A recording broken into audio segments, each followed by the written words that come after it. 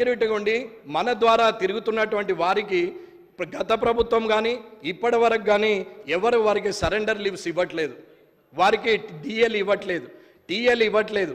ఇవాళ అసెంబ్లీ భద్రతకు వచ్చినటువంటి పోలీసుకు కూడా వాళ్ళకి ఇవ్వాల్సినటువంటి టీఏడిఎల్ ఇవ్వకుండా మనము వాళ్ళ జేబు నుంచి ఖర్చు పెట్టించి, వారి జీతంలో నుంచి ఖర్చు పెట్టించి మనం తిరిగి ఎప్పుడో ఇస్తే తీసుకోవాల్సిన అవసరం లేదు.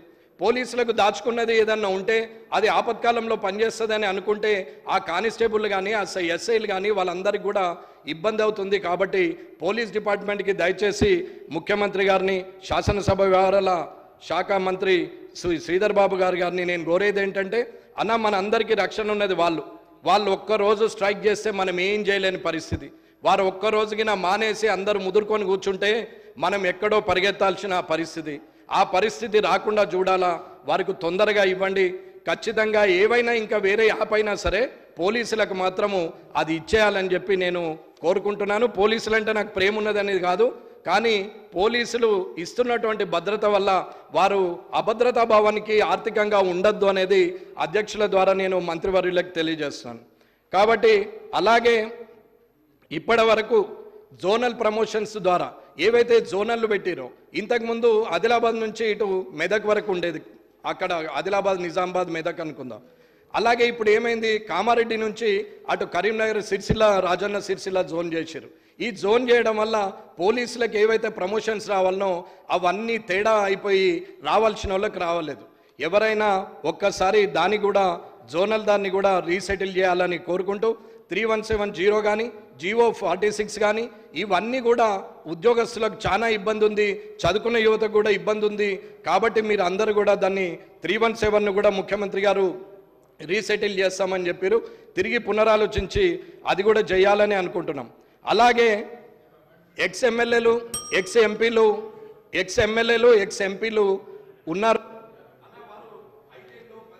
అంటే 2 టర్ములు 3 టర్ములు చేసిన వాళ్ళు ఉన్నారు.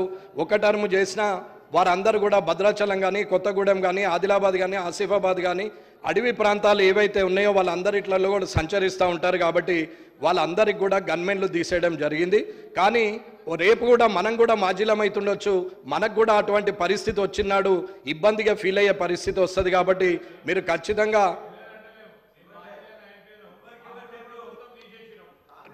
నేను పార్టీల పరంగా చెప్పట్లేదన్న, నేను శాసనసభ్యుల గురించి చెప్తాను. నాకు సమాధానం అన్న, ఇది ఇవ్వాలి అనేది నేను కోరుతున్నాను ప్రత్యేకంగా. అన్నది ఖచ్చితంగా అక్కడ ప్రాంతాల్లో చాలా ఇబ్బంది ఉంటుంది. కాబట్టి వాళ్ళందరికీ కూడా తిరిగి గన్మెన్స్ని ఇవ్వాలి అన్న. ఉద్యమకారులు, ఉద్యమం చేసినటువంటి వ్యక్తులు ఎవరైనా సరే, అది కోదండరామ్ గారు కావచ్చు, పిడమర్తి రవి గారు కావచ్చు, వీళ్ళందరూ నాకు ముఖాముఖిగా పరిచయం లేదు. కానీ ఏండ్ల తరబడి 14, 15 సంవత్సరాలు, 20 సంవత్సరాలుగా తెలంగాణ కోసం కొట్లాడినటువంటి వ్యక్తులు రాజకీయ లబ్ధి కోసమని కాకుండా తిరిగినటువంటి అటువంటి వ్యక్తులకు కూడా రేపు పొద్దున ఇబ్బందులు అయ్యే పరిస్థితి ఉంటుంది. కాబట్టి నేను ఉద్యమకారులకు కూడా ఇవ్వమని చెప్తున్నాం తప్ప వారికి ఉన్నటువంటి పరిస్థితులను బట్టి ఒకసారి ప్రభుత్వం పునరాలోచించాలనేది నేను కోరుకుంటున్నాను. అట్లాగే అన్న, ఒక్క చిన్న అధ్యక్షుల వారి అనుమతితో ఒక 2 నిమిషాలు అధ్యక్షుల వారి.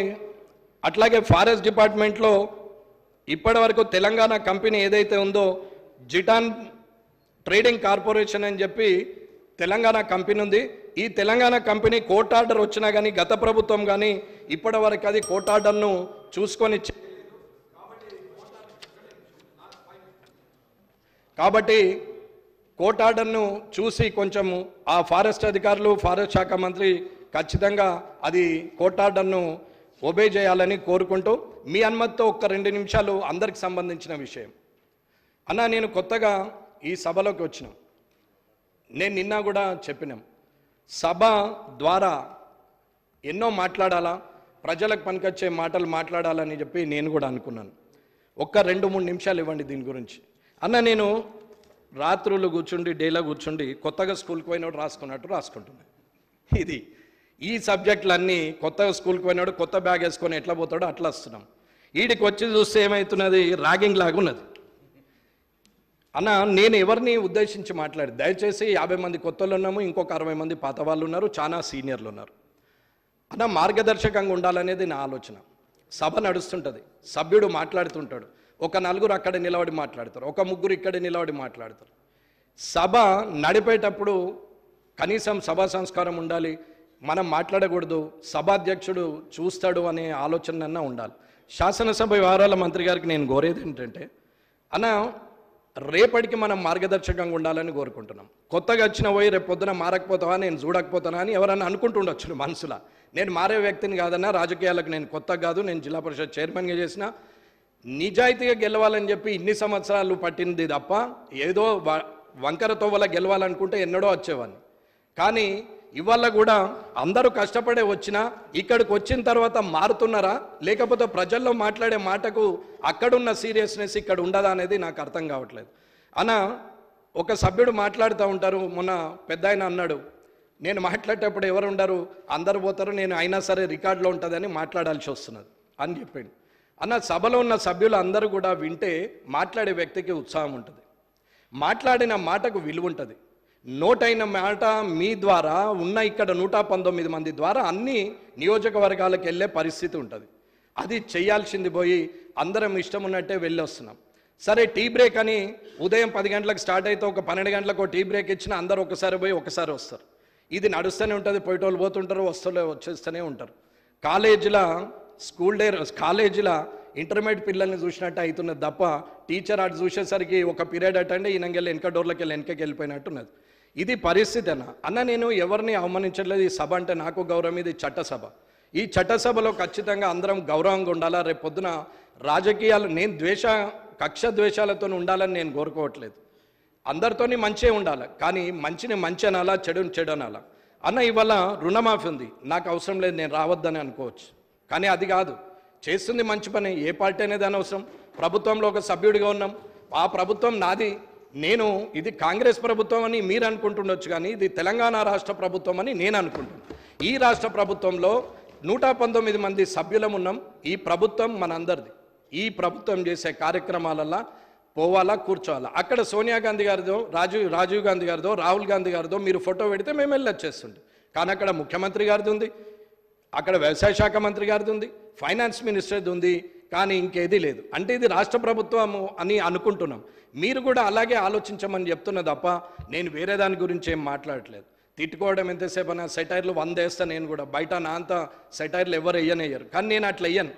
ఎందుకు అనంటే మాట్లాడడం, అరవడం, ఎదుటోళ్ళ మీద కామెంట్ చేయడం, అక్కడ మాట్లాడుతుంటే ఇక్కడ అడవడం, ఇక్కడ మాట్లాడితే ఇక్కడ అరవడం అనేది నడుస్తూ ఉండని రోజులు. ఏం లాభం, ఏమవుతుంది అనేది నా ఉద్దేశం. ఇకపోతే ఇప్పటి వరకు కూడా సభ గురించి నేను తప్పుగా మాట్లాడలేదు. ఇది కూడా నేను ఎందుకు మీ ద్వారా నేను ఎందుకు చెప్పాల్సి వస్తుందంటే, నేను మీడియా పాయింట్ మీద మాట్లాడినాం, ఇక్కడ మాట్లాడలే పరిస్థితి లేక, అంటే అలవాటు కావాలి. ఒకసారి ఇక్కడ మాట్లాడితే రెండోసారి నాకు స్టార్టింగ్ ట్రబుల్ ఉండదు కాబట్టి. సరే అక్కడ మాట్లాడినప్పుడు కనీసం మార్పు వస్తుంది అనుకున్నాం, పేపర్లో వచ్చింది. నన్ను నేను ఏదో గొప్పగా అనుకుంటుండేమోని, మీరందరూ అపార్థం చేసుకుంటారేమో అని నేను ఇందులో మాట్లాడడానికి